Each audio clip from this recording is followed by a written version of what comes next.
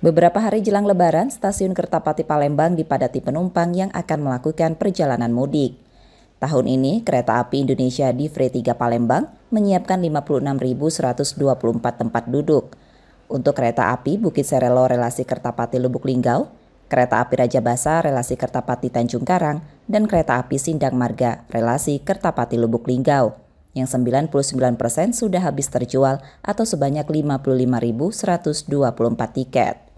Pemesanan tiket sudah dilakukan pemudik 30 hari sebelum pemesanan tiket mudik dibuka melalui online pada bulan lalu.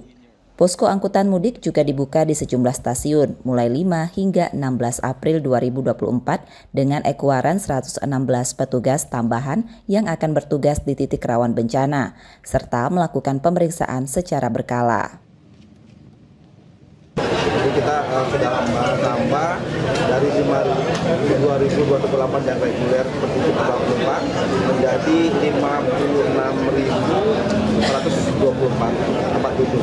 Jadi ada peningkatan sekitar 3.864 penumpang. Untuk tingkat sampai dengan saat ini dari 56.124 yang sudah siapkan sudah terjual 55.124, ini sudah 99% sampai dengan akhir masa posko nanti 2021. Sebenarnya kalau sudah dijual online dan setiap hari sesuai dengan jumlah yang disiapkan sudah tidak ada puncak karena memang sudah sama sudah penjualannya kan sudah online sekarang. Kami sudah menyiapkan semua dan kami sudah jualkan di awal sebelum angkutan lebaran sehingga tidak ada antrian di loket maupun di stasiun. Pemudik selalu memesan tiket 1 bulan sebelum keberangkatan setiap tahun agar tak kehabisan. Dari awal sih soalnya ini kan baliknya ke Linggau ke kampung lagi sehari jadinya 2 hari. Oh gitu, memang biar ada ini ya cepat ketemu keluarga juga ya di sana ya. Ini memang tinggal di Palembang kerja atau apa? Enggak, kuliah. Oh masih kuliah. Memang setiap tahunnya mudik untuk cuti bersama selalu mudik. Menggunakan kereta memang. Iya,